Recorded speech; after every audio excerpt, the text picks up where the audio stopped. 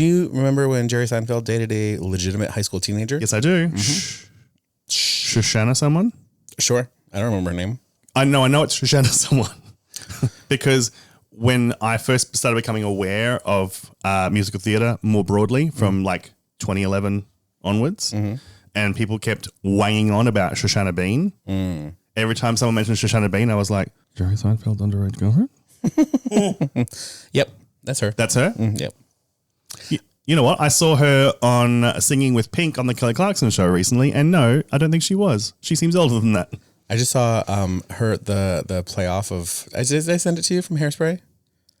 No, because she was when she was starting out, she was in the chorus of Hairspray, and she did the playoff of Big Girl Now. Oh, so she's like wailing all over the place to like so everyone's moving their sets and leaving the stage. She's like, everyone's like, this should have been on the cast recording. This one little part that Shoshana does because she rips it apart, but it's before she was Shoshana Bean, and I believe she might have been Marissa's understudy. Yeah, but I'm not sure. Okay. Ooh, girl. I love her. Me too. That's why I want to go see The Lost Boys. Yeah, no, and it's what is it? The Lost Boys we're talking about, or I have no interest in it, but I want a full report on it from you. Correct. The only thing I've seen Shoshana do is when we went and saw Broadway in the park, and she used to be mine from Waitress. The ultimate version of that song that no one else will ever be able to top ever. Well, this is the thing, right? Because one of the few things Broadway style, what? Yep. Broadway related I can gloat about because I'm a latecomer and I've only been living here for a little amount of time. Is that I saw Jessie Mueller in Waitress. So did I. And when she came back the second time. And Shoshana, yeah, fuck. I've seen other people do it, up to and including Sarah Bareilles, who wrote the fucking thing. And I was like, no, you can't touch Jessie Mueller. And then Shoshana went up and touched it. Yep.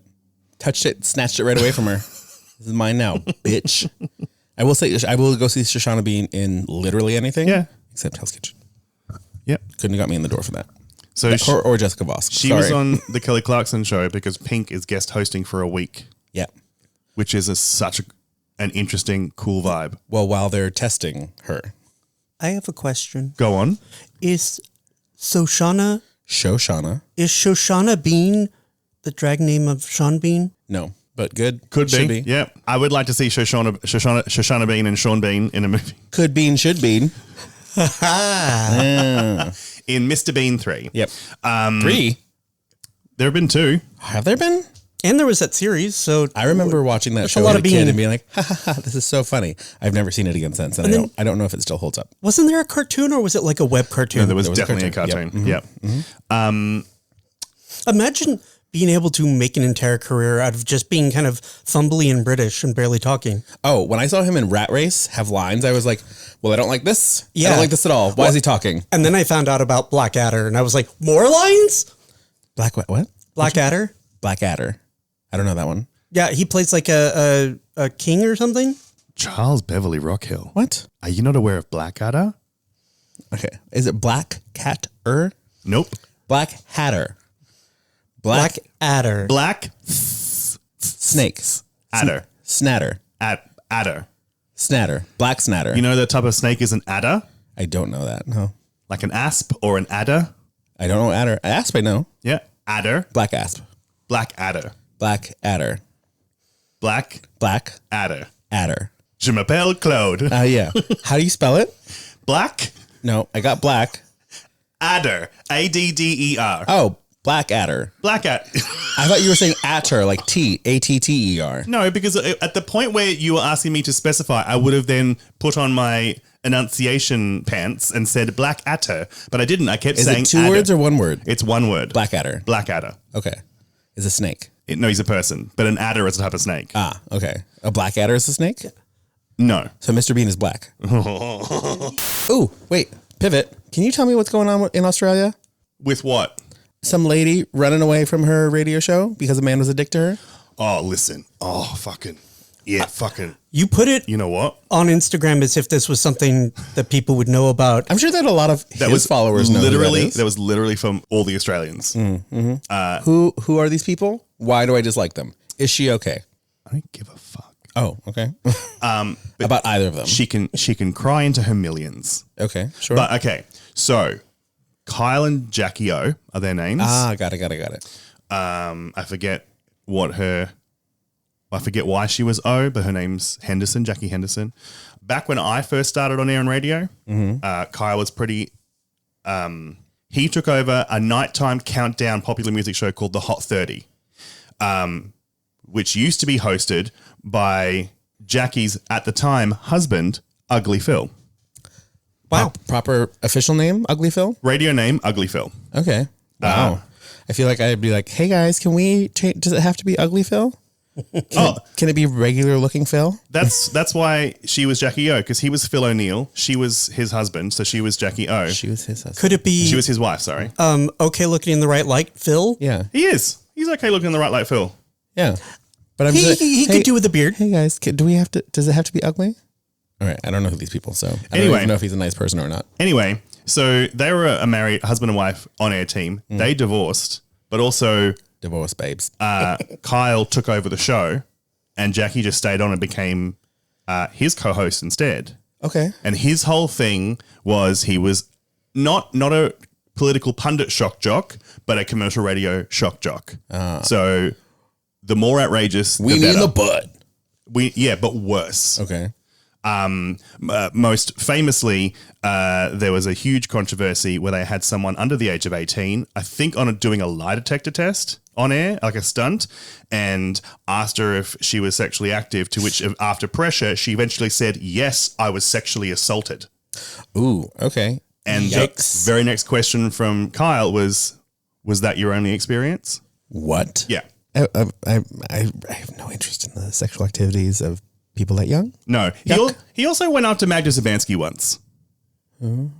Sharon from Kath and Kim. Yuck. No, I don't like that. I love her. Yeah. How dare? What he said was that the only way she would be able, if she really wanted to lose weight, they should put her in a concentration camp. Whoa. Yeah. How are they still on the air now? This is someone who thinks he's funny, who has never been funny in his life. Correct. And was just louder and meaner the more if he ever received pushback. And his whole thing was being loud and mean. So they went from this nighttime radio show to, I think they went to Drive. I could be wrong, but eventually ended up in Breakfast. Drive is like going home from work. The drive time? home, yeah, 4 p.m. to 7 p.m. Okay, yeah. So nighttime is a time slot. Drive is the second best after breakfast, but if you've been in radio for a long time, it's the best because you don't want to get up at 4 a.m. Right. But they're the twin prime times. Yeah. They then went to the breakfast in Sydney, and I blame Sydney for this, and they became a ratings juggernaut. Partly also because of good marketing and the fact they're in Sydney. They always got the celebrity interviews. And because Jackie O had hosted the show Pop Stars, which was the precursor to Australian Idol, so the one thing she's done good in her career is she's part of the reason we got Sophie Monk. Love. So I remember the ad campaign for them doing Breakfast in Sydney was Kyle and Jackie O. They don't just interview the stars, they're friends with them. Like that was the whole thing. Like they're part of the celebrity crew. Quick side note. Go. Where we have Samara Weaving and Margot Robbie, Sophie Monk should be right fucking up there with those ladies. I love that woman. She is fantastic. She's so funny. She's so funny. She's in Spring Breakdown with Amy Poehler and Rachel Dratz and them. That should have been her breakout role here. Yeah, she should be an American sweetheart as well. We should have stolen her away. Reed, to fill you in on Sophie Monk, she was working as a Marilyn Monroe impersonator at Warner Brothers Movie World when she auditioned for Pop Stars.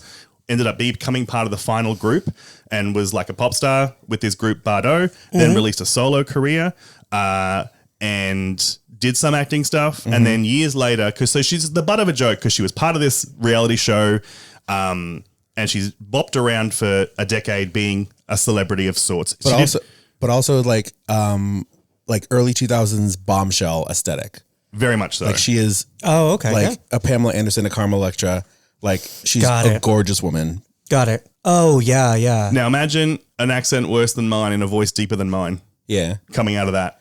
But then also being incredibly funny. In all fairness, she has lips that are only barely more DSLs than yours, though. That's right. So, you've got that. I want to see this picture you're showing him. So she was on a comedy show called The Weekly, and an Australian comedian called Tom Gleeson did a segment called Hard Chat, where it was set up in advance, but he would do hard-hitting questions, and the questions were all just roasting the fuck out of the guest.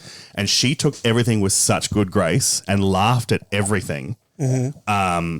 And then at the end, he was like, well, what show, you've done this reality show and this reality show and this reality show. What reality show do you want to do next? And she's like, I want to be the Bachelorette. And then a year later, she was the fucking Bachelorette. Not Celebrity Bachelorette. She was just the Bachelorette. She was the Bachelorette. So all these 24 young men dickheads showed up, and then out of the limo steps Sophie fucking Monk. Yeah. It's great. Hilarious. They broke up immediately. I did that research her career over there at least? She now hosts Love Island Australia. Okay. So she's the But is she Ariana Madix of Australia. Which also love that woman. But I mean, like, is she doing like little acting things over there at least if she's not going to do them over here anymore? She did radio for a while, but no, not a lot of acting. I think she's very funny. She should do more. Anyway, how did I get to Sophie Monk? Oh, Jackie O. Yep. Anyway, so they're doing this breakfast radio show. They become a ratings juggernaut. They're an absolute ratings bonanza. At the same time, I was doing breakfast radio in Canberra and not doing nearly as well, which meant also we had to interview them several times. Ew. They then signed this multi-million-dollar deal with the network they worked on, and then midway through that contract defected to the rival network for an even bigger sum. 2 years ago, they signed like a $10 million deal contract. Like they were amounts of money unheard of in radio in Australia. So they were like the Kobe Bryant of Australian radio? 100%. Yes. And just as loved. And just in Sydney, because then they decided they were Then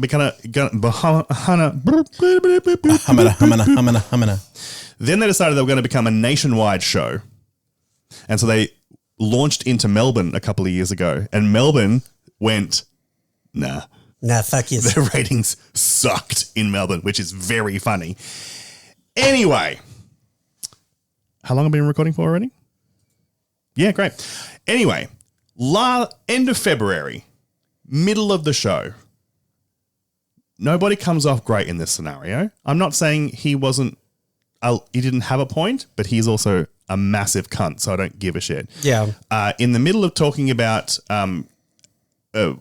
Andrew Windsor, whatever his name, Mr. Windsor, he's not Prince anymore. Ex-Prince, the royal formerly known as Prince. Yeah, Andrew Mountbatten, whatever the fuck, pedo. Andrew Pedo. Jackie decided she was going to look up his birth chart. Crazy. Which is... Sounds like a stunt. I'll say this. This is insane to do live on air. But then Kyle basically derails the conversation to tell her that she's gone off the rails, that she's away with the pixies, that this astrology bullshit is taking over her life, and everyone in the building is talking about it. And we've all talked about it, about how fucked you are, without saying fuck, but how bullshit you are with this nonsense. And you're it's unprofessional. Is away with the fairies a very big insult over there? Yeah. Ooh, okay. Yeah. It's with our neurodivergence, all three of us would have at some point in our childhoods be described in Australia as being off with the fairies. Do you not have that here? I would have assumed that was a gay slur, but also that. That's like an Irish thing I know, and it kind of floats around here depending on how much like of that background you have. Yeah. I think it's a Scottish thing too, but it's always been kind of like I always considered it like a nice way of being like, oh yeah, they're just it's not like mean. They're just they've been touched by the moon. Yeah. Yep. She just got a little sugar in his tank. Yeah. No, it's not a gay slur. He got some butter on both sides of his bread. Anyway. No, he has a dick in his throat. Oh wait. She starts crying. He's right here. He already told us. Shush. That was before I started recording. She starts crying. On air? Yep. Says, I would never do that to you. I would never accuse you of unprofessionalism on air. And then... On air. And then she doesn't go back to the show. Mm-hmm. She's off air for the rest of the week when Kyle keeps saying that she's taken some time to think. The following week, a statement is put out saying Jackie is done and she will not be returning to the show. Now, ARN, the radio network, is scrambling. What we know is they have offered her a role somewhere else in the on-air lineup. The same thing that happened to me when I was taken off air from doing breakfast radio because my co-host quit. They didn't fire me. We'll put you somewhere else, but you shut the fuck up. But Kyle has been found in breach of the code of conduct, and he's got 2 weeks to quote unquote remedy this breach, or he's in breach of contract and they can void his contract. Well, what does that mean for him? I think it's intentionally vague so that they can void his contract. Like they're asking him to apologize on air, essentially. Yeah, the opposite is he does some mealy mouth apology and then they can keep them both. But their radio partnership of 25 years is over. This unstoppable juggernaut, and they were two of... And so the thing is, she was never inherently evil, but she stood by while he said some of the most heinous shit for 25 years and never did anything more than, oh, Kyle. Nora. You can't say that and then cash their fucking check. So I don't have a lot of sympathy for her. There must have been so much going on behind the scenes too, because I mean, to be embarrassed on air is crazy. To walk away from what they're giving her another position, probably almost immediately now, but like to even consider it being like, I'm walking away from this giant ass paycheck. Millions. Here's the tea. Yes, give it to me. They think what has happened is since she got sober 2 years ago, they've been slowly corroding. Ah, okay. Yeah. There are some people that are only funny if you're drunk, because they're just saying something outrageous and you're not really paying attention. Are they getting blitz during breakfast? No, they're not. No, she wasn't drunk on air. Why not? Because it was breakfast time. So? But I think maybe when you stop being... It's Australia. They don't have any laws. We do. Oh, since when? Australia's a full nanny state full of mega cops. Sure. We sell the image of being light, breezy larrikins, but... It's just surveillance state. You seen our bike helmet laws, which I'm all for. Minority Report. I'm all for our bike helmet laws, but coming over here and realizing that you all don't have to wear a bike helmet the minute you get on a bike. Not if you're under a certain age, you do. All right. Anyway, so the rumor is that something about their relationship has curdled since she got sober. Either she maybe became more aware that he's a massive tool, or he found her less malleable. I don't know. I don't know the ins and outs. I know that all I know is that they baffled me, and they're as I said on my Instagram story, they are part of the reason I didn't seek hard to get back into radio after I left, because if they were the number one celebrity radio duo in the fucking country, if that's what people wanted to listen to, then there's no point in me pursuing that career, because I'm not that, and I will never be that. I was already, when they were doing Breakfast in Sydney, I was already fighting with my bosses because they wanted us to be polarizing as well. Amy polarizing. I was fighting against, no, I won't do prank calls. No, I won't be hateful on purpose just so people either love us or hate us. Our bosses didn't care which one it was. And I very much cared. Still do. Right. Anyway, that's the big news out of Australia. Australia radio. Interesting. I wouldn't have gotten any of that from watching TikToks or whatever. Sorry. I love all the tea. Real quick, so Sophie Monk did some music videos. Get the music on, let there be no doubt, 'cause you know love is a four-letter word we can do without. Then she came over here. She did The Mystery of Natalie Wood, where she played Marilyn Monroe, which also stars Alice Krieg. Love Alice Krieg. That's for Reed. That is specifically for Reed. Did Blink 182 video? Well, she married the other one. The other one, what? You can only marry so many Blink. Is she married to a Blink? Okay, that's not what I was not sure. Is she married to a Blink? Was she married to a Blink? She was. When was she married to a Blink? Will you wear figs? No. I know what I meant now. The other one, she was engaged to Benji Madden. The other one from married Good Charlotte. Yeah, the other one married Cameron Diaz. Yep. Right? Yes. Anyway. Oh no! Wait. No. It was the same one. Okay. Benji married Cameron Diaz. Okay. But it was for a long time engaged to Sophie Monk. So he has a type. So then she did a couple movies here. She did London, Date Movie. Remember Date Movie? Oh God, yeah. Never saw it, but yeah. You never saw Date Movie? No. I saw Date Night. No, Date Movie. Alison Hannigan. Yeah, I'm aware. Okay, she does wear a fat suit in it, which is really problematic. Exactly. But it was Alison Hannigan, so I was going to watch it. Okay. Click, Sex and Death 101, Entourage, Spring Breakdown, The Hills Run Red, which was like a B horror movie, and then boop, we can tell when she moved back to Australia because all of this is garbage. Of those, Zombie Plane. Zombie Plane is a new movie she has coming out. Okay. Of those, dear listener, I don't know how much of this I'm going to keep in. Just watch Spring Breakdown. Spring Breakdown. I may have watched it once, but I hear a lot of people do really like Click. Andrew Sadam. Andrew Sadam. Yeah. Adam Sandler has a remote where he can just rewind his life and shit. Mm-hmm. Yeah. Which is a remake of a Jonathan Swift story about a man who has a pocket watch that does the same thing. Sure. And the story is basically the same, where he just learns that he's skipping through all of his life. It's a wonderful life, kind of like, everything was fine the way it was. I should treat my wife better. Yeah. You should treat your wife better. Yeah. Almost all straight men in every single movie or TV show should treat their wives better. That is true. It's very true. I'm getting real sick of it. I'm a shitty husband because I'm a guy. What are you going to do? Stop that. I was thinking about straight guys the other day because I don't know why, like the stereotype that straight guys don't want their butts right. Yeah. Yeah. Because buttholes are gay. Yeah. So you can't ever touch your own butthole because that would make you gay. Mm-hmm. For the majority of straight men who don't wipe their buttholes the right way or enough or ever, you like blowjobs, right?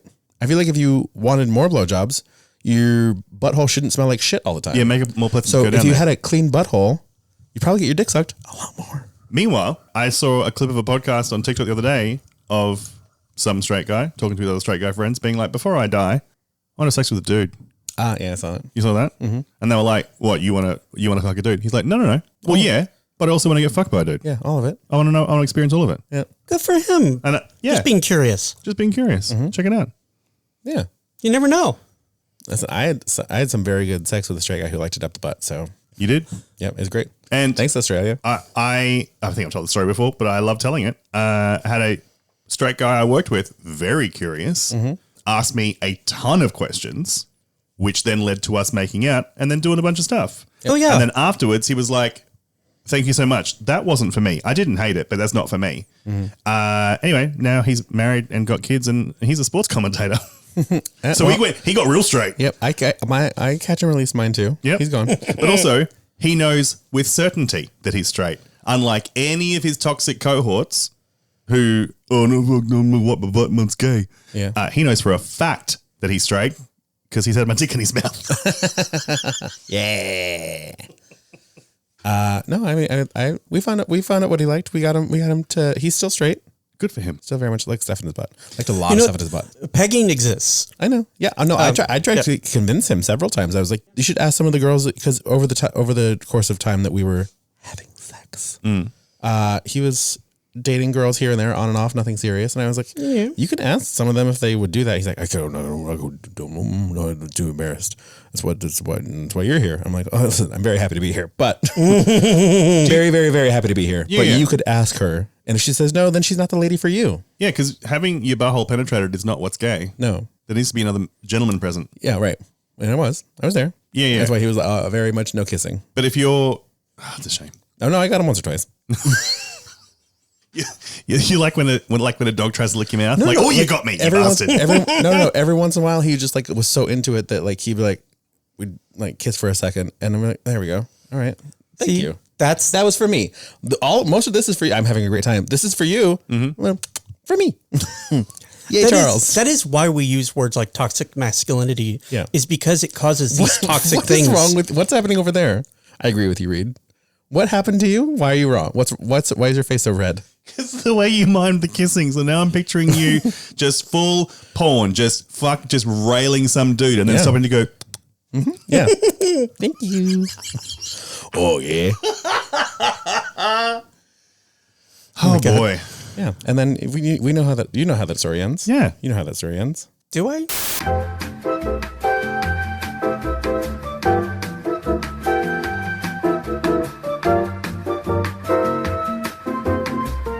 And that's how that story ends. Aww, I love a happy ending. Yeah, me too. So does he. That's enough. Start the show. Hi, I'm Charles, and physical agony and all this distracts the mind from mental suffering so that one is tormented by the wounds until the moment of death. I'm Reed, and the most terrible agony may not be in the wounds themselves, but in knowing for certain that within an hour, then within 10 minutes, then within half a minute, and now at this very instant, your soul will leave your body and you will no longer be a person. And I'm Christopher. And that this is a certain. The worst thing is that it is certain. And this is Dirty Little Horror. First of all, a podcast takes a lot of work, okay? You have to organize the guests, you have to do a Google Calendar, and you build a following. It takes a long fucking time, and I've been working on it for a while. Look at me, Damien. It's all for you. What have you done to him, you maniac? Don't you ever raise your voice at me. I am your mother. Movies don't create psychos. Movies make psychos more creative. What's blood for, if not for shedding? Look what you did to him. Listen, asshole. Halloween, Texas Chainsaw, Dawn of the Dead, The Hills Have Eyes, Amityville Horror, Last House on the Left, Friday the 13th, and A Nightmare on Elm Street, My Bloody Valentine, When a Stranger Calls, Prom Night, Black Christmas, House of Wax, The Fog, Piranha. It's one of those, right? Right? 7 days. You texting the straight boy? Maybe. How long has it been? Last time we texted was 2023. But that was literally one message, and then before that it was 2022. And so in 2026, you're like, what you thinking about? I said, hey Dan, hi Ben. Hey babe, what's going on? Still in Australia? Oh yeah. Hey, girly pop. How's it been, sis? Man? Sis man? That's terrible. That is terrible. How dare you? I disagree. It was great. Wow. I'm very funny. Wow. Just a handful of Swiss cheese and turkey and sweet peppers, and you go from 0 to funny. Excuse you. Wow. You came over grumpy. I've been in a mood, and listen, coming straight from the gym, hungry. Yeah, I get it. Hangy. Yeah, I get it. Well, given how long we've already been talking, Charles, how did you die this week? Being a slave to capitalism and having to be tethered to a computer, practically against my will. Sure. I'm partly aware of this story. I'm sure Reed's gonna love this. How many days were you tethered to your computer for? A whole bunch. How many? Couple. Whole bunch. So 2. No, more than that. Several days. All day on all these days? No. How many days were you at your computer for the full day? A full day? Yeah. None. Let's put in, how many man hours did you put in? A lot. Between my computer and my phone, a lot. Would this get you like your regular allotment of 40 hours in order to receive your paycheck? Close, yes. All I know is that I got a text being like, I've been at my computer nearly all day. I don't know how people do this. Yeah, exactly. And I don't like it. One day with 5.5 hours straight. 5.5? 5.5 hours straight. Did you get up to go to the bathroom? Stretch your legs? Have lunch? Nope. Oh, that's because you're out of practice. You don't know how to do office work. In 5.5 hours, you can go for coffee at least 3 times, take 1 big shit, and at least 2 pees. Problem with that is if you have a lot of things that you have to do, that you actually have to do, then you're like, gotta be, get done with this. But also you're not from here, so you don't know what it's like being an American who feels like we should always be working. Yeah. 2 things. 1, corporate work, the corporate world over here seems way, way, way worse. And 2, for all but 1 year of the entire time I ever worked in an office, it was in media companies. So everything was a little bit softer, a little bit more lax, a little bit more fun from the jump. So yes, I'm aware of my privilege in that regard. Yeah. How many emails did you have to synergize replying with how you're circling back and ending it with the word best so that you don't sound rude? But I don't like any of your office hate speech. I don't know what any of those words mean. It was have you ever hundreds and hundreds of text messages. How many times did you have to hop on a quick Zoom? Oh, well, the amount of times that I've had to craft a 3-way between 2 different people that I work with, and one will be on the phone and the other one won't answer, or the other one will be on the phone and then this one won't answer. So we can't all be on the phone at the same time until I can't be on the phone, and then both of them will pick up is crazy and frustrating. And then I'm on the phone for 45 minutes, which should have been a 5 to 10 minute conversation. Okay, so you have experienced something similar. Twice. Yeah, you've looped back on several times actually, but twice in a day, back to back. You've had to loop back on things. Or circle back. You've circled back. You've siloed ideas. Mm-hmm. Sure. Yeah. You've run the gamut. You've synergized deliverables. I've been like, here you go, it's done, and then been criticized over this and this and this and this and this and this and this and this and this, and been like, well, that you said it was fine. I'm not doing any of that. The only thing you haven't had to do is sing Happy Birthday over a slice of shitty $5 Coles mud cake. You don't think I've done that at Stonewall before? I've been the recipient of a birthday cake at Stonewall, and that cake was delicious. Well, that was for you. Yeah. Yeah. That we're not doing, I'm talking about other people's shitty ass birthday cakes. Yeah, but you also don't have this same shitty $5 Coles mud cake. I don't know what a Coles mud cake is. Coles over here is a clothing store. Coles with maybe a little bit of furniture or toys thrown in the end. If there's frosting, get out of there. Coles, COLES in Australia is a supermarket chain, one of two. Mm-hmm. Like one of two is crazy. It's great over here. Yeah, there's so many. Quick PSA on this on supermarket checkouts, and then you have to ask Reed how he died because we're running out of time. Pissed me off. Reed, how'd you die this week? Wait, no. One PSA first. Yeah. When you're at the supermarket checkout, especially if this applies to anyone anywhere, but it seems to happen a lot here in New York. Once you're at the point where your items are being scanned, move to the other fucking side of the register. Yep. Stand there where your stuff is being bagged and pay there. People who stand in front of the conveyor belt to finish their transaction. Yep. Murder. I hope you get trampled by bison. Reed, how did you die this week? Man spreading. You get a leg and you get a leg. You get a leg. Can I have two legs? Can they be open? Where did this happen? This happened on the subway. Oh. What? I mean, did you really have to ask where it happened? Yeah. It's going to be on the subway, Christopher. No, because when someone man spreads on the sidewalk, you can usually walk around them. I've been man spread in a theater before, so. Oh, okay. I was in the bad place on the one train during rush hour, shoulder to shoulder, like to the point where even the worst human being has taken their backpack off and put it on the floor. Mm-hmm. The person that would never do that. Which is what we should all be doing. Yeah, always. But there's a type. And this guy, the way that I am sitting in this chair with my legs on the bed as if it were some sort of ottoman. Yep. That is how he was treating the entire width of the train. He was spreading perpendicular. Yeah. He was spreading outwards. No, yeah. I'm going to sit right on your legs and you're going to move, you son of a bitch. I've done it before. It was one of those things where you're just like, I don't see anything. I'm on the subway. I don't see anything, but fuck this guy. I'm bumping into his legs because it's right by me. And then when the stop comes, I'm like, excuse me. He looks up and doesn't move. And so I just step over him and trip him. And like as brave as I was willing to get of like, oops, I smacked you. And then was yelling at him like, I just being like, you son of a bitch asshole with a piece of shit.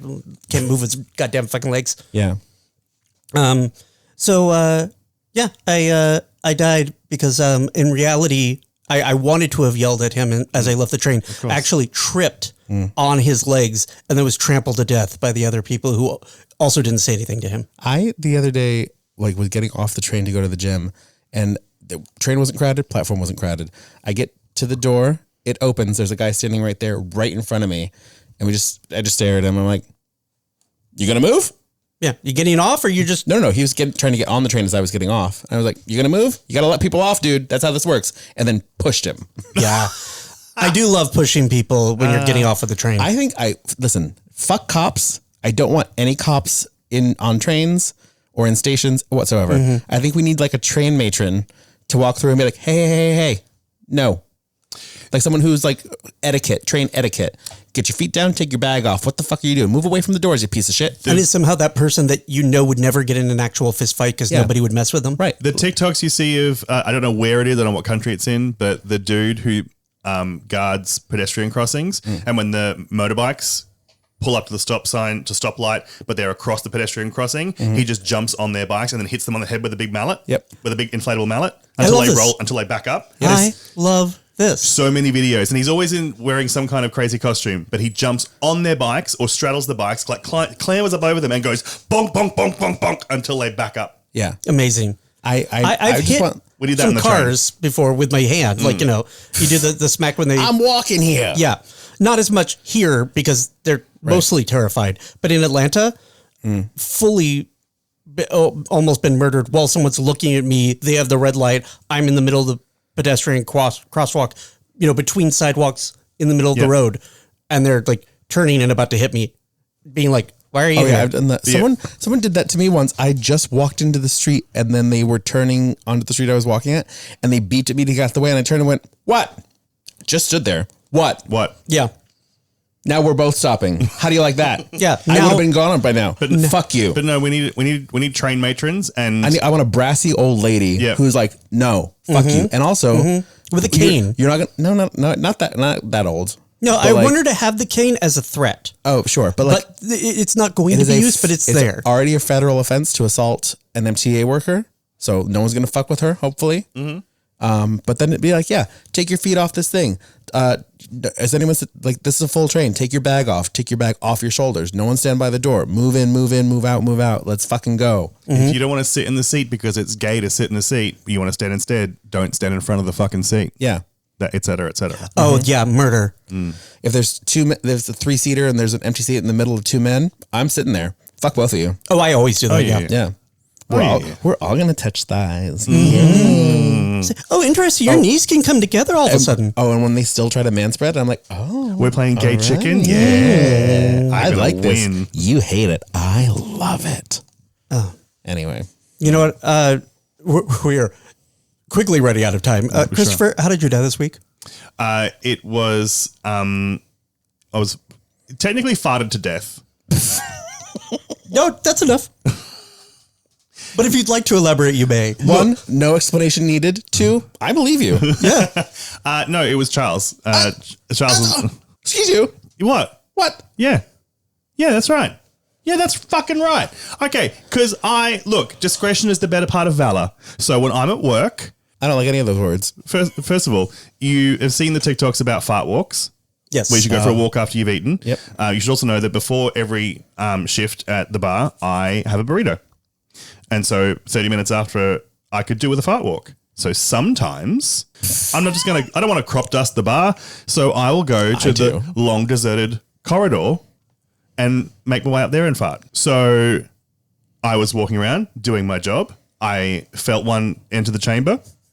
So I just made my way, did my rounds, went quietly out one door, through the next door, up the hallway. It's a very long hallway, so you can walk all the way up the length of it and get a good fart out. Sometimes I do it just to stretch my legs because it's a little standing at my job. And so I walked up that corridor and I was just right in the middle of my... That's what was happening in my butt. And then right behind me, I heard, "What are you doing?" And it was Charles. Oh, I thought it was the miasma smoke that had come to life and become sentient floating behind you. I'd made a genie. Yes. No, he'd followed me up the hall and not said anything, and then let loose the loudest fucking trumpet fart, and then alerted me to his presence. But also that meant he just walked through the cloud of my giant fart. So technically we both died. Somebody's singing in the elevator. But it scared... Well, luckily I'd already farted because it scared the shit out of me. There was no shit. It was all fart. And don't ever do that again. If I go up that corridor, it's 9 times out of 10 to fart. But it is his private. It's his private time. That 10th time is to suck a dick. But that's So what we're saying is that corridor is for special circumstances relating to Christopher. That is for swimsuit area activities. That's mostly farts. Christopher's orifices. Correct. Anyway, we really sometimes in, sometimes out. Okay, we've got 40 minutes to discuss this entire movie. All right. Then I should go ahead with the spoiler warnings? No, I should say what the movie is first and play the trailer. Oh, God. No, we don't even have time for that. Nobody gets to know what the movie is. No reader reads or anything. A rare occasion where we are doing a streaming movie because we've got a break from all the fucking cinema releases. We are doing the 2014 movie, It Follows. Wherever you are, it's somewhere walking straight for you.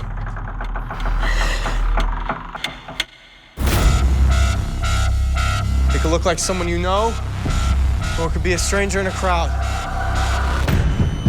Whatever helps it get close to you.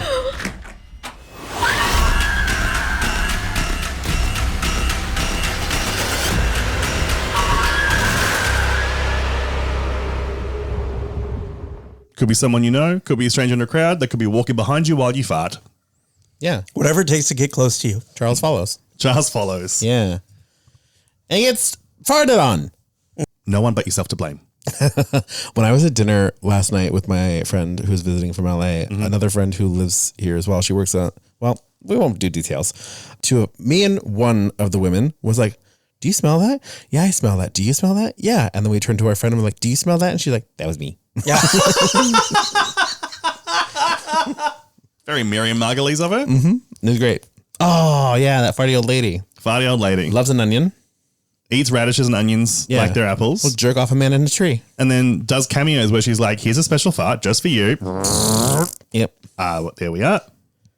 It's great. He has no idea who we're talking about.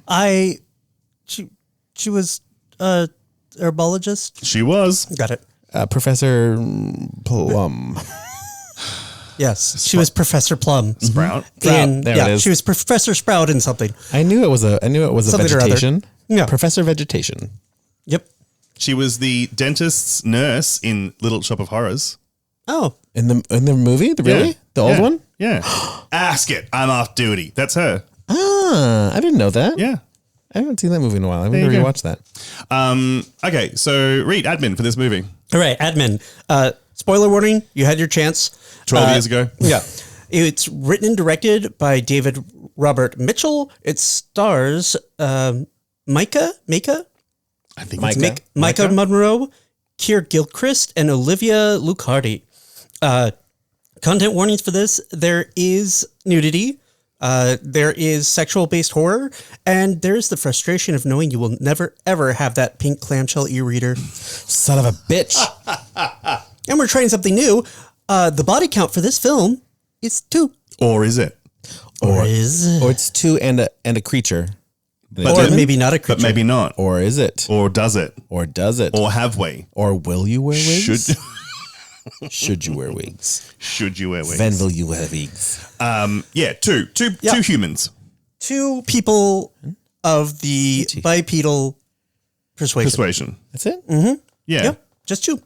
The girl in the beginning and the one dude. Neighbor. Greg. Mm-hmm. Yeah, I guess so. Lots of dead looking people in the forms that the entity takes, but otherwise actual body count 2. Yeah. Or is it? Or is it? Wigs. Wigs. How did everyone feel about this movie? I've loved it since it came out. It feels original, even though it's technically not. The idea of a demon that just follows you around. The specific way that it's presented is very original.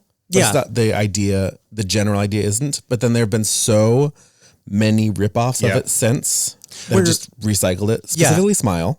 Yeah, but specifically trying to be It Follows, not taking on the idea of a demon that follows you. Right. For a reason, which is what this film was doing. Yeah. I love it. Every time I see it, I enjoy a new thing I didn't notice. And we were even talking, because you and I watched it together. Yeah. And we were just talking about how good this film is at like quiet moments that aren't fucking boring. Yeah. And I do think that it has been influential in that there are filmmakers who are like, oh, that's what you're supposed to do without knowing why. And they're like, so you just have people sort of sit there and not say anything for ages. And that's horror, right? That's tension building. Yeah. I love watching it. I watched it last night. I loved watching it now knowing who Micah Monroe is and not being like, who's this paperclip of a woman? Well, who's this person?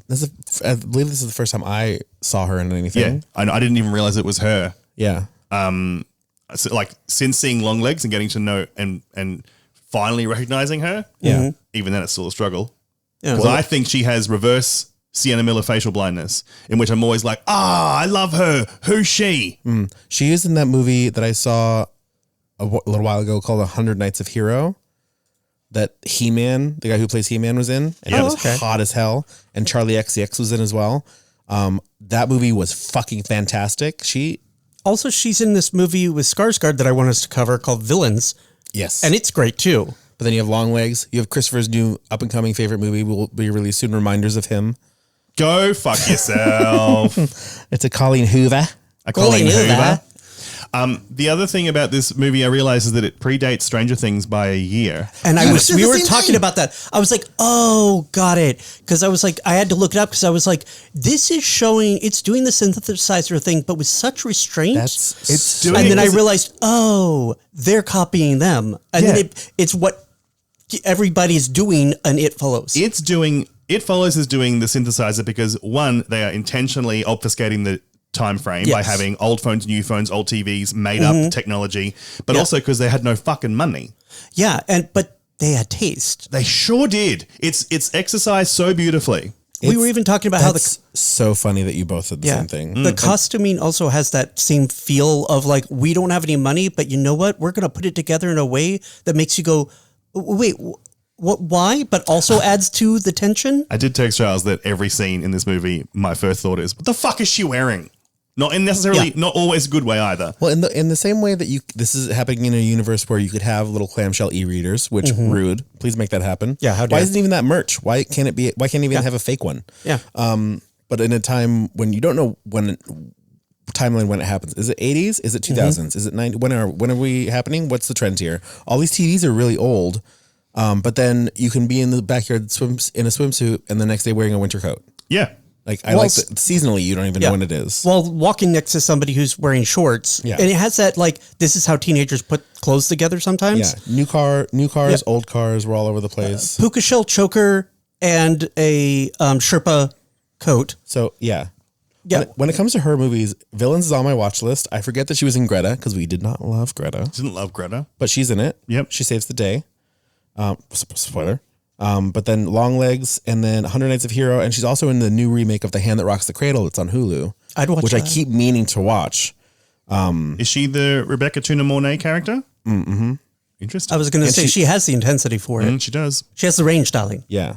And then she's also apparently in Resident Evil Requiem. Like the game? Yeah. Correct. I can't wait to play that. Me either. All right. Should we read? Yeah, let's get to it. Read, Hunty. Annie Marshall flees her home in terror, insisting nothing is wrong as neighbors watch. She drives away and spends the night alone on a beach, calling her parents to say she loves them. The next morning, her mutilated body is discovered on the shore. Soon after, college student Jay Height goes on a date with her new boyfriend Hugh. During a movie, he becomes unnerved, claiming to see someone watching him, and someone that Jay cannot see. Later, the two have sex in his car, but afterward, Hugh chloroforms Jay. She wakes up tied to a wheelchair in an abandoned building where Hugh reveals the truth. Through sex, he has passed a curse onto her. A shape-shifting entity will now follow her endlessly at a slow walking pace. Only Jay will see it, and if it catches her, it will kill her, and then resume pursuing him. Hugh proves the danger when a naked woman slowly approaches them from the darkness, visible only to Jay. Panicked, Hugh urges her to sleep with someone else to pass the curse along before abandoning her at home. Ooh. Before he fully chucks her out of his car, which is insane. There are a lot of like visual earmarks of like sexual assault in the things that happen to her, but it's not sexual assault, but Yes, I understand. Now, this is like my third time watching it. I understand what we're getting is a bunch of red herrings. Like when he chloroforms her, there is a lot of like, oh my God, what's happening? What is he doing? And he's actually technically trying to help her. But I don't think you needed to do all that to do that. So my thing is, one, I like all of the allusions to Halloween. Apparently, the girl's name in the beginning is Annie. Then we have Jay, is named after Jamie Lee Curtis. Her name is Jamie, yep. Oh, okay. Kelly is named after Jamie Lee Curtis' sister, Kelly Curtis. Clarkson. Yep, Kelly Curtis Clarkson. But in this, I think that you brought up a very interesting point last night when we were watching it about Jay later in the movie, which we can get to. But thank God that this wasn't a movie that could have been sexual assault.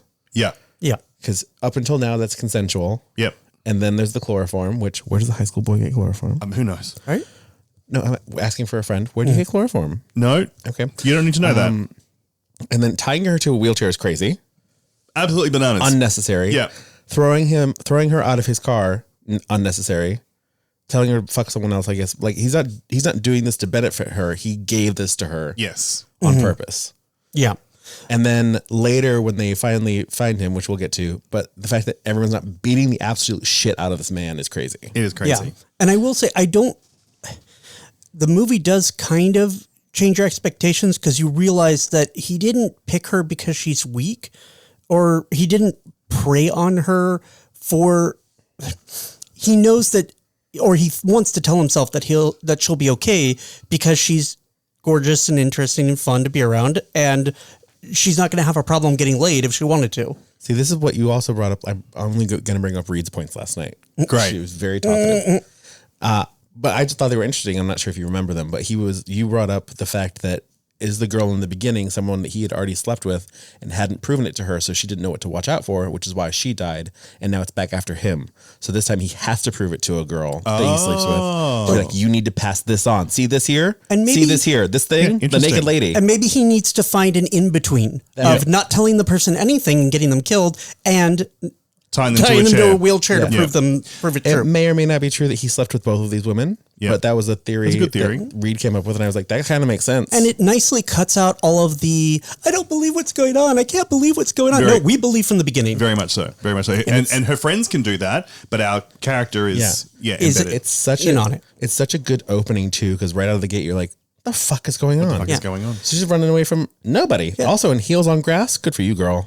Oh yeah. Those are some good, strong calves. And there's that thing that the film does so well is make you be like, what the hell is happening? Why are they doing this? And it really adds to the tension in a way that like, I was saying it made me care about her somehow. Yes. Even though I barely saw her. Yes. It Absolutely. makes you care about her. You're talking about Annie? Yeah. Because she's like so vulnerable, but also strong in such a weird way. She's wearing like a tank top and essentially underwear, but also like bright red high heels that she's sprinting around a neighborhood in. And when you watch, she's doing it well. She's doing it very well. When you, for a teenage girl, like Rihanna walking on a grate, you know, which is like impossible. How did you do that, girl? That's a crazy reference that you have. That's very funny.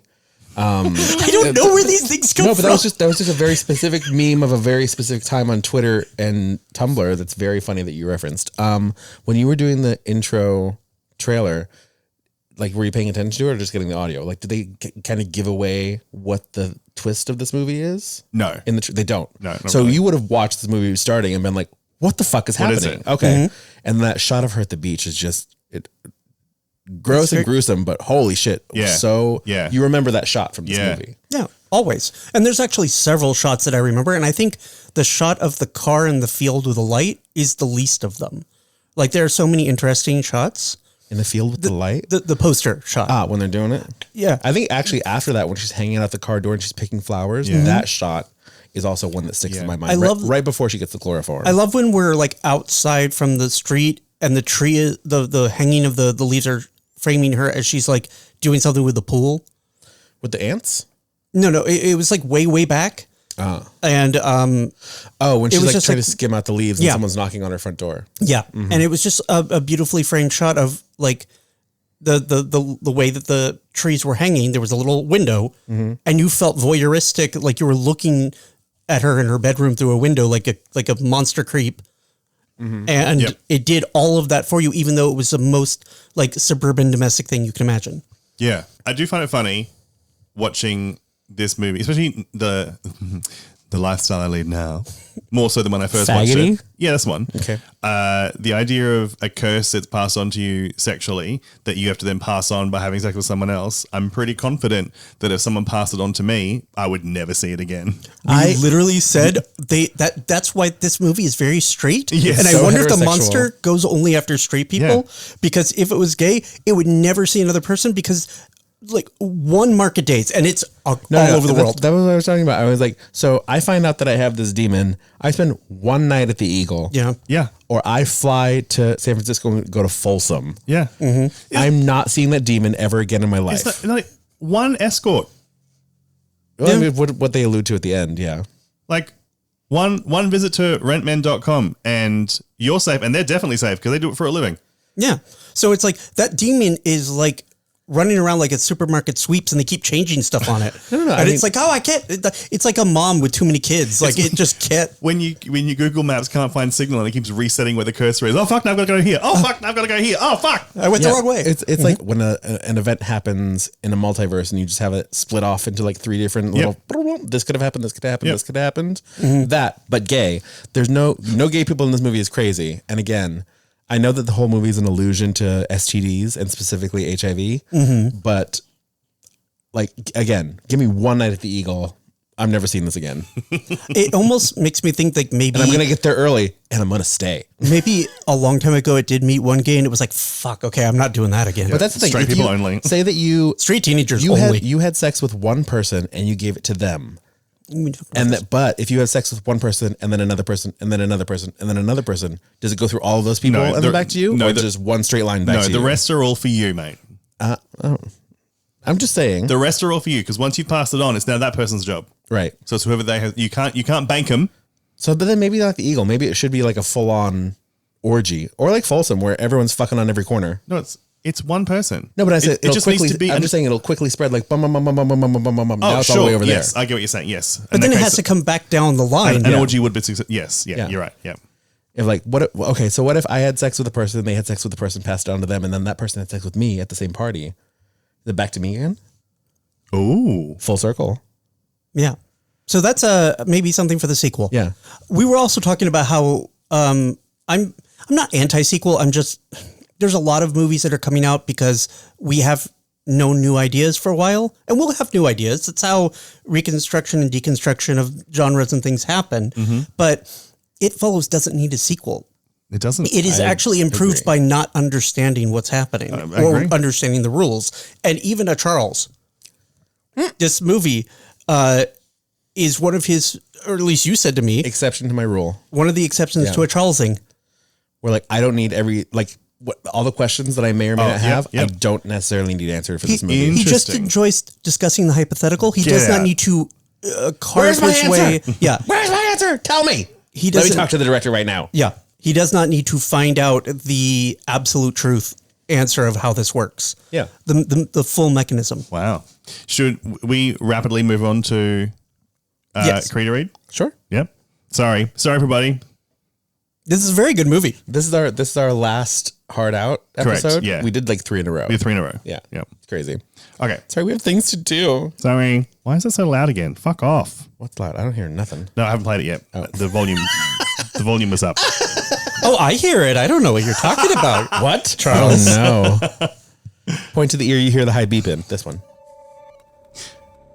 Jay soon begins seeing figures no one else notices. An old woman approaching at a school, a half-naked stranger wandering through her house, and a towering man entering her bedroom. Her sister Kelly and friends Paul and Yara try to help, along with their neighbor Greg. They track Hugh down and learn his real name is Jeff. What a cunt. He confirms the entity began chasing him after a one-night stand and warns Jay the only defense is to pass the curse onward. Hoping to buy time, the group retreats to Greg's family lake house, but the entity attacks again, proving that distance only slows it down. Jay crashes Greg's car while fleeing and wakes in a hospital with a broken arm. Desperate for relief, she sleeps with Greg, passing the curse to him. Greg refuses to believe the threat until the entity returns in the form of his mother, tits out, and brutally kills him. Let's talk about this fucking lake house bullshit. So you are being relentlessly chased by a walking thing. You don't know when it's going to show up, but it will show up because it's walking from wherever you are. It is tracking you. So I'm going to go sit at the lakeside with my back to the woods. Yep. Rather than my back to the water. Yeah. You dumb bitch. And again, okay, so we know that they are teenagers who have zero money. But my first thing would be like, I got to get the fuck away from here. Preferably to another country. Mm-hmm.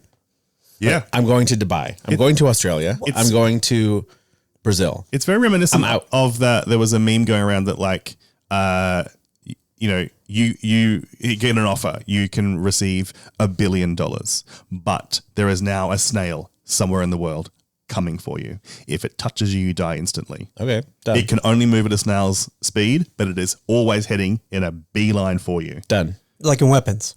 Yeah. And I'm like, Done. yeah, done. Yeah. I'm going to enjoy a lot of money for, I'm never going to be poor again. And I'm going to enjoy it either. I could die tomorrow anyway. I'm going to spend a good day and a half researching the average speed of snail travel and then calculating that through distances. And then I'll just have a house on opposite sides of the world. Yeah. Is it possible that all of the billionaires we have already made this bargain? Do I ever know where the snail starts? No. Oh, okay. So it could be like there. Yeah. And then I just have to not be here. Yeah.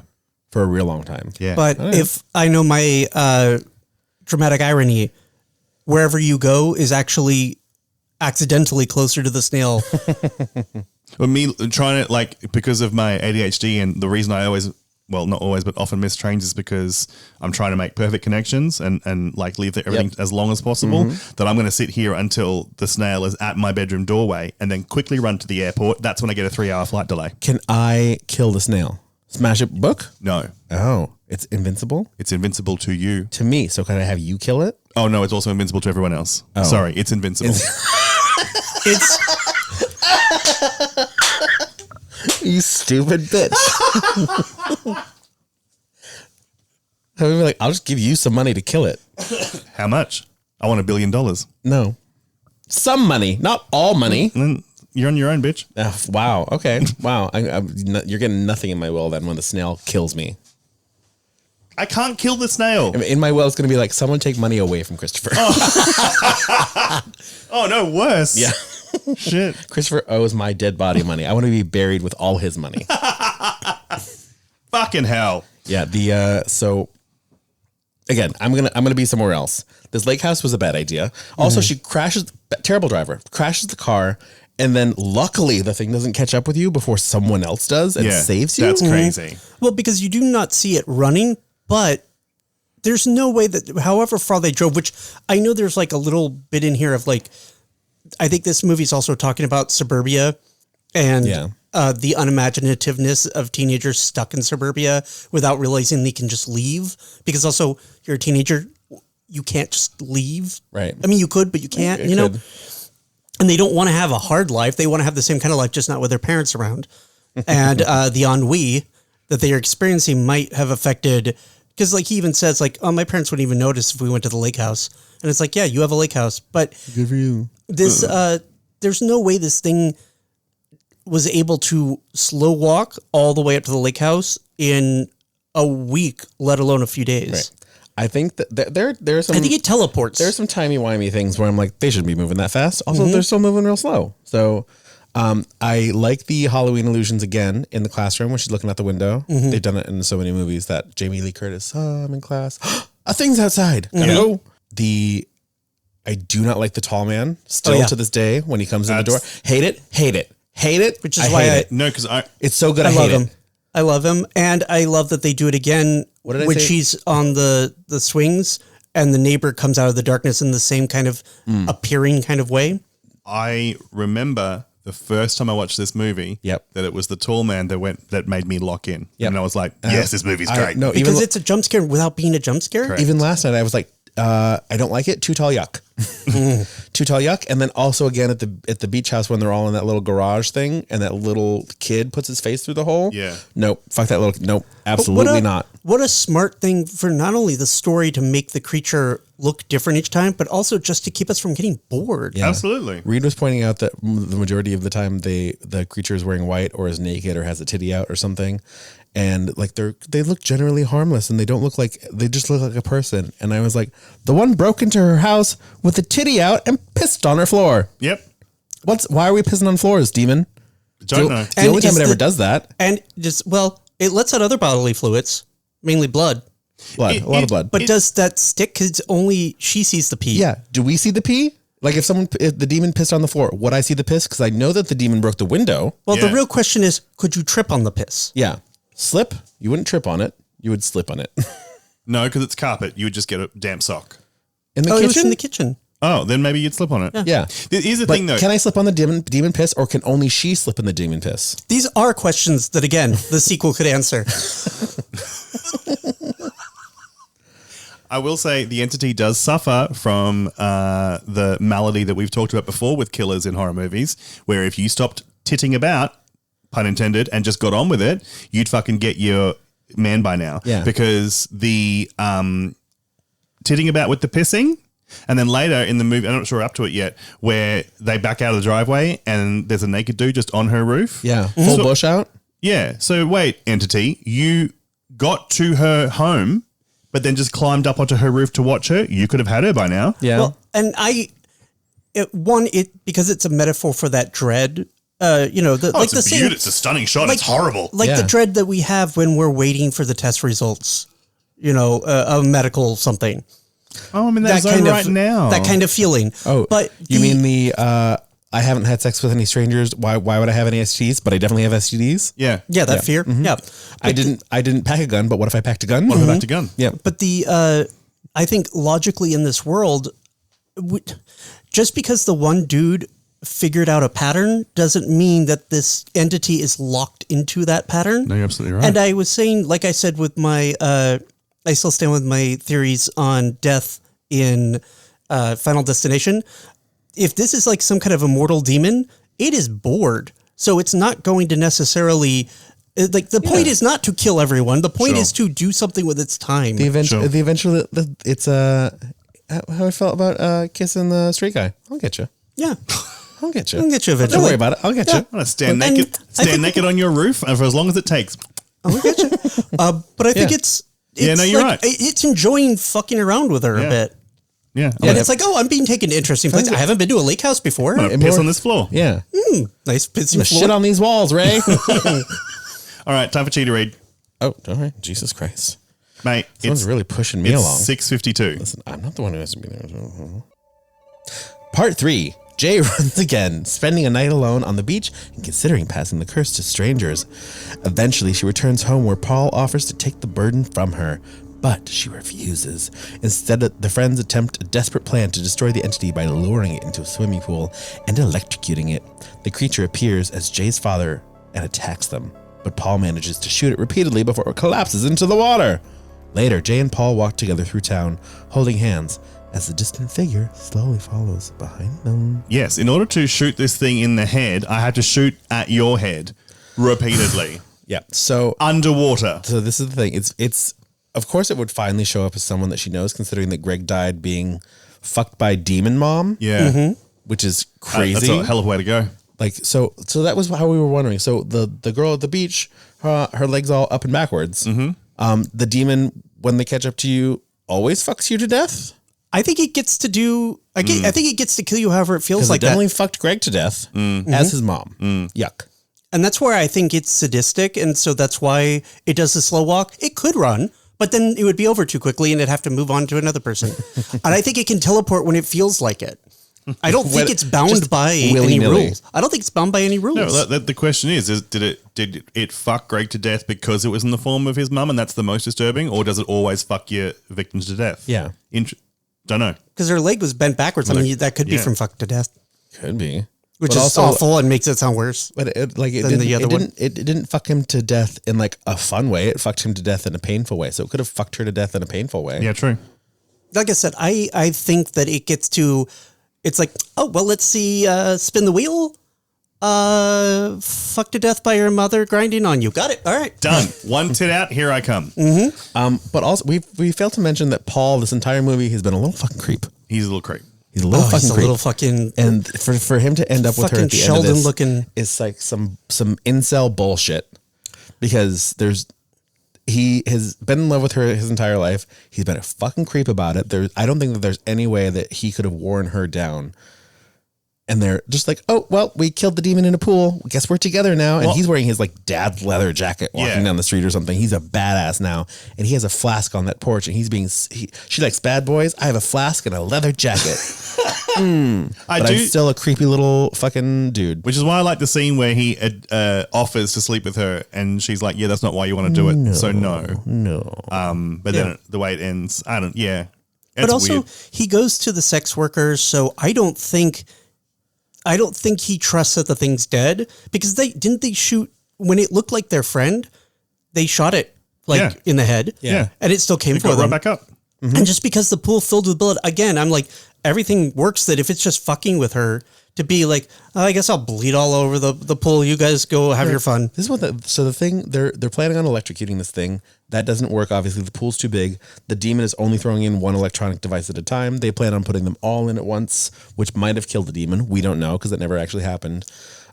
We have no evidence that it would kill a demon. Yeah. And it doesn't seem to be trying to electrocute her. It appears to be trying to knock her out. Knock her out or get her to get out of the pool. Yeah. Or scare her out of the pool so that it can, because it doesn't like water for some reason. But eventually, when the whole finally getting a sheet over it, very Scooby-Doo, should have blown some spray paint or some flour or something. Should have done that for fucking ever ago. Yep. Yeah. When the sister puts the blanket on it, I was literally like, thank you. But yeah, having a teenage boy with a gun he doesn't know how to shoot, trying to shoot an invisible demon, that then they shoot his real, very alive friend. And then after the demon's in the pool and the demon's dead or not, and they're all just like, where is it? Can you see it? And she's in the background like holding a gunshot wound. No one is attending to this girl. No one. She's just in the back holding blood inside of herself. And that's why all her friends are like, is the demon Do you know dead? what's really funny is that her friends forgot all about her, but also so did I. Did not think about her. Well, that's why I was watching it with Reed and I was like, no, what about her? Like, they're just bleeding to death. I like the scene where they are in the hospital and she is reading this like obtuse novel like that we quoted from it's called The Idiot. Yep. And we quoted it at the beginning of the show. Because if they were to say one single goddamn fucking word about how boring she's being right now, you all shot me in the leg and left me to die. Yeah, eat shit. I get to read out of my little clamshell e-reader for the rest of my life at you. At you. I get to read stories to you that you don't give a fuck about. She's like, I am playing at Ulysses right now. That is the one way I would acquiesce to reading Dostoevsky. So clamshell e-reader. Yeah. In our group message earlier, you both think that the demon is dead or alive?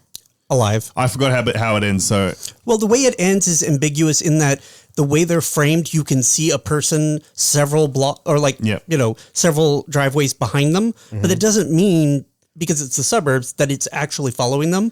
But they're acting like they're trying to move on in the same way that she was at the beach house. But then the guy's doing stuff like going to sex workers and all. I also think we watched it get shot in the head and immediately get back up. Yeah. And all it did in the very end was get shot in the head once again. A couple times. But in the water. And then the pool fills with blood. Yeah. So I think that the demon is, at the end of it, is alive. I know that the way that the ending shot was specifically so you would notice that person in the background. And it's definitely framed. Neither confirmed nor denied. Sure. Which means that's what I kind of like about it. So like you don't know whether these people are going to be safe and happy or if that demon's literally coming for them right now. But it wasn't. And it would be coming for him because it probably already killed one of the sex workers. Yeah. But then the open-endedness of that makes this movie great. Yeah, and I love it. The introduction of the sequel now ruins the ending of the first movie. Yeah. Is this a sequel that we entirely invented? No, it's called They Follow. It's coming out. They're already attached. Oh. Mike is already attached to it and the director's already it's already happening. I thought we were talking hypothetically. No, it's called They Follow. At least it's more progressive because calling a non-binary demon character it is kind of rude. Talk to Pennywise about that. Using them as their pronouns, that at least humanizes the demon a little bit, and I think that's. I'm glad that we've grown. Go home and wash your mouth out, you dirty bitch. The idea of a sequel even being possible, or the fact that it's definitely confirmed, I think it could be great. Whatever they've decided. No, mine stopped. Oh. My alarm went off saying we need to get the fuck out. Yep.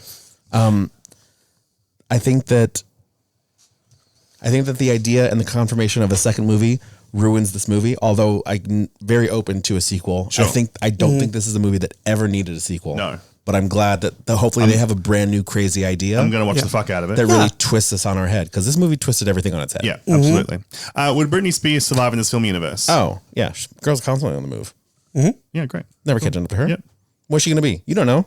New York, Mexico, LA, jail? At the moment. She's allowed. I agree with everyone on TikTok. She should be allowed to have 3 DUIs a year. She's Britney fucking Spears. She's been through enough. Yeah. I actually agree.